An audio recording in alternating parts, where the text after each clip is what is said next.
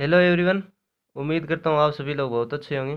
तो हम लोग दूसरी हमने स्टार्ट की थी जीके की, और हमने सिंधु घाटी सभ्यता पढ़ ली प्राचीन भारत में। उससे भी पहले के जो स्रोत थे प्राचीन इतिहास के वो भी पढ़ लिए।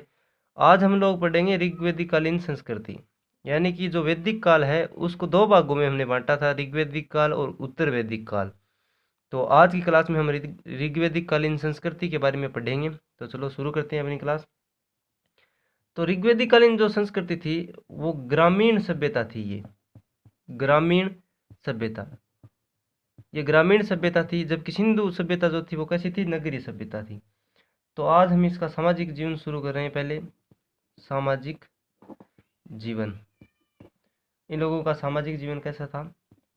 तो ऋग्वेदिक काल का जो समाज था वो पितृ सत्तात्मक समाज था, पितृ सत्तात्मक। जबकि सिंधु घाटी सभ्यता वाला हमने पढ़ा था मातृ सत्तात्मक समाज था। परिवार का मुखिया कौन होता था, पिता। परिवार का मुखिया जो है वो पिता होता था।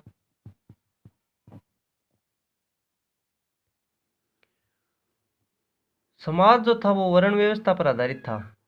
समाज वर्ण व्यवस्था पर आधारित था।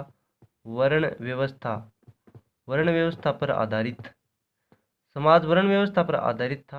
और वर्ण व्यवस्था पर कैसे, कर्म के आधार पर वर्ण व्यवस्था की थी। कर्म आधार यानी कि जन्म के आधार पर नहीं थी। इसका प्रमाण हमें कैसे मिलता है, इसका प्रूफ कैसे हम कह सकते हैं कि ये कर्म पर आधारित थी। तो एक अंग्रेज नाम के व्यक्ति हैं, वो कहते हैं कि मैं कवि हूँ। कवि यानी पढ़ा लिखा, पढ़ने लिखने वाले, यानी ब्राह्मण हूँ। मेरे पिता, यानी कि अंग्रेज कहता है कि मेरे पिता जो हैं वो वैद्य हैं। वैद्य को ऋग्वेदिक काल में भिषज कहते थे। मेरे पिता वैद्य हैं, वैद्य यानी वो वैश्य हैं। और मेरी माता जो है वो शूद्र हैं। क्यों? क्योंकि वो चक्की पीसने का काम करती हैं, चक्की पीसने वाली। यानी कि एक ही परिवार के लोग, ब्राह्मण वैश्य और शूद्र, यानी कि ये इनके काम के आधार पर बांटा गया है। इसका प्रूफ यही है कि जो वर्ण समाज जो था वो वर्ण व्यवस्था क्रम पर आधारित थी। अब हम बात करते हैं कि ये ऋग्वेदिक कालीन थी, इसमें वस्त्र और आभूषण जो थे वो किस प्रकार के थे। तो आभूषण जो है वो महिला और पुरुष दोनों ही धारण करते थे। महिला और पुरुष दोनों ही धारण करते थे। और वस्त्र तीन प्रकार के होते थे। वस्त्र कितने प्रकार के होते थे, तीन प्रकार के। कौन कौन से? एक होता था नीवी, एक होता था वास। नीवी, वास और अधिवास। नीवी जो होता था वो होता था कमर से नीचे का, कमर से नीचे का वस्त्र जो होता था उसे नीवी बोलते थे, कमर से नीचे का वस्त्र। वास जो होता था वो कमर से ऊपर का वस्त्र होता था, कमर से ऊपर का वस्त्र। और अधिवास जो होता था वो, जैसे हम कंबल वगैरह ओढ़ते हैं तो उस वस्त्र को अधिवास बोलते थे। ये लोग पगड़ी भी धारण करते थे, पगड़ी धारण करते थे। और पगड़ी को ये लोग बोलते थे उसणिये, उसणिये, उसणिये, उसणिये बोलते थे ये लोग पगड़ी को। अब हम बात करेंगे महिलाओं के बारे में कि इस काल में जो है वो महिलाओं की स्थिति कैसी थी। तो महिलाओं की स्थिति जो थी वो अच्छी थी। महिलाओं की स्थिति कैसी थी, अच्छी। महिलाओं को उपनयन संस्कार यानी कि जनेऊ धारण करने की जो अनुमति थी, जनेऊ धारण करती थी, महिलाएं जनेऊ धारण करती थी। महिलाएं जो थी वो सभा में भाग लेती थी, सभा में भाग लेती थी। महिलाएं सभा में भाग लेने की उनको अनुमति थी।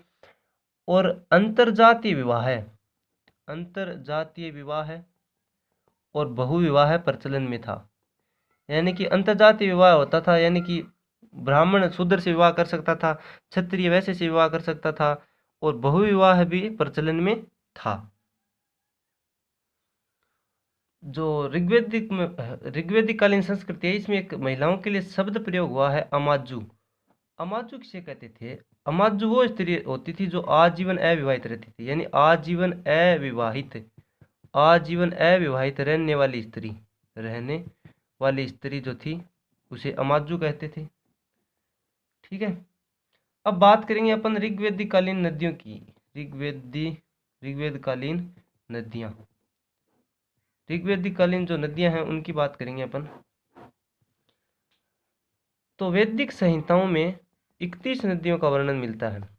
वैदिक संहिताओं में 31 नदियों का वर्णन मिलता है और ऋग्वेद में 25 नदियां मिलती हैं। सिंधु नदी, ऋग्वेदिक कालीन जो नदियां हैं उनमें सर्वाधिक उल्लेख जो है वो इसी नदी का मिलता है। सर्वाधिक उल्लेख यानी कि जो ऋग्वेद लिखे गए हैं संहिता, उनमें सर्वाधिक उल्लेख इसी नदी का हुआ है और इसे हिरण्य नदी भी कहते थे, हिरण्य नदी। और इसका महत्व कैसा था? इसका महत्व था आर्थिक रूप में, यानी कि कृषि वगैरह होती थी ना, तो उसमें इसका बहुत ही ज्यादा महत्व था। बात करें सबसे पवित्र नदी की, ऋग्वेदिक कालीन में किसको सबसे पवित्र नदी माना गया है? सबसे पवित्र नदी, तो सबसे पवित्र नदी जो है वो सरस्वती नदी है। सरस्वती नदी को देवीतमा भी कहा है, नदीतमा भी कहा है और मातेतमा भी कहा है। इनका मतलब है नदियों में श्रेष्ठ, देवियों में श्रेष्ठ, माताओं में श्रेष्ठ।